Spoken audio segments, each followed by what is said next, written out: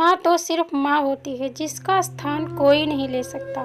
दुनिया में माँ ही ऐसी होती है जो कि बिना स्वार्थ के अपने बच्चों को प्यार और दुलार करती है।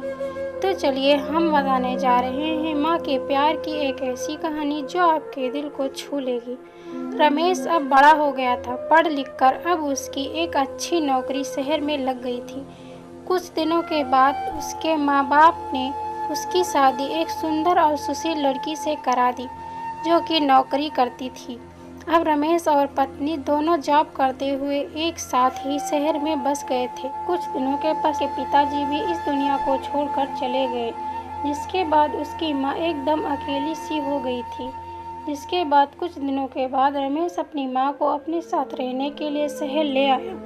इसके बाद शहर में आकर रमेश की माँ खुद को एकदम अकेले पाती थी। इस तरह उन्हें भी अच्छा नहीं लगता था, लेकिन एक माँ अपने बेटे की हमेशा खुशी ही चाहती है, सो धीरे धीरे वह शहर में रहना भी सीख गई थी। लेकिन रमेश और उसकी पत्नी हमेशा अपनी माँ को समझाते रहते थे कि ऐसा मत करो, ये मत करो। मतलब कि वे अपने आगे माँ को गाँव की एक तरह से गंवार ही समझते थे। लेकिन माँ का दिल तो हमेशा से अपने बच्चों के लिए बड़ा ही होता है, सो वे सभी बातें चुपचाप सुनकर हाँ में हाँ मिलाकर रह जाती थी। एक दिन की बात है, सुबह रमेश की पत्नी को ऑफिस जल्दी जाना था, सो वह सब कुछ जल्दी से तैयार करके रमेश का खाना पैक करके ऑफिस चली गई। फिर उसके बाद रमेश भी जल्दी तैयार होकर ऑफिस निकल गया।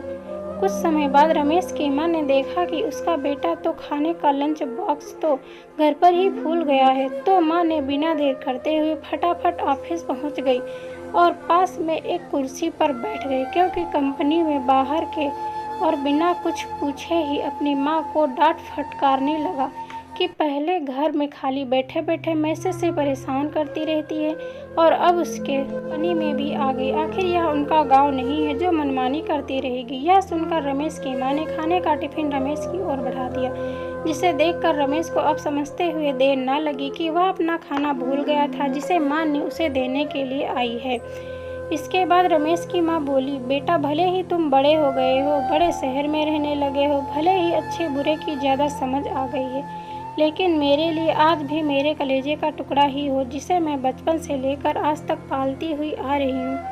रमेश को अब आंखें खुल चुकी थी। आखिर उसकी माँ उसकी परवाह करते हुए खाना लेकर आई थी, जिसे वह बिना सोचे समझे अपनी माँ को डांटे जा रहा था। अब वह अपने किए हुए पर बहुत पछता रहा था, जिसे देखकर माँ ने उसे एक बार फिर से अपने गले से लगा लिया। और इस तरह रमेश अब आगे से खुद माँ के लिए बदल लिया था। उनकी पहले से ज़्यादा अच्छे से देखभाल करने लगा था, जिससे माँ को अब शहर भी अच्छा लगने लगा था, क्योंकि अब उसका बेटा फिर से उसे मिल गया था। इस कहानी से यही शिक्षा मिलती है कि एक तरफ जहाँ हम पढ़ लिख कर खुद को ज़्यादा ही समझदार समझने लगते हैं, जिससे जाने अनजाने में माता पिता के बातों को गलत साबित कर लग जाते हैं, लेकिन हम सभी यह भूल जाते हैं कि जिस माँ बाप ने अपने बच्चों की खुशियों के लिए अपनी खुशियों तक का त्याग कर दिया हो, वो भला माँ बाप अपने बच्चों का बुरा कैसे कर सकते हैं। हर माँ बाप की यही इच्छा होती है कि उनकी संतान उनकी बुढ़ापे की लाठी बने, लेकिन विकास की अंधी दौड़ में हम सभी अपनी भूलों को भूलते जा रहे हैं, जो कि बहुत ही शोचनीय है। अगर हमारे माँ बाप हमें पाल सकते हैं तो हम उन्हें बुढ़ापे में क्यों नहीं पाल सकते। यही तो हर माँ बाप की इच्छा होती है। तो आप सभी अपने माँ बाप के उम्मीदों पर ज़रूर खरा उतरें। तो दोस्तों, यह थी हमारी आज की कहानी। अगर यह कहानी आपको पसंद आई हो तो कृपया इसे लाइक करें और ऐसी ही कहानियाँ सुनने के लिए हमारे चैनल को सब्सक्राइब करें। दोस्तों, यह कहानी आपको कैसी लगी, कहानी पर अपनी राय देने के लिए कमेंट करें। धन्यवाद दोस्तों।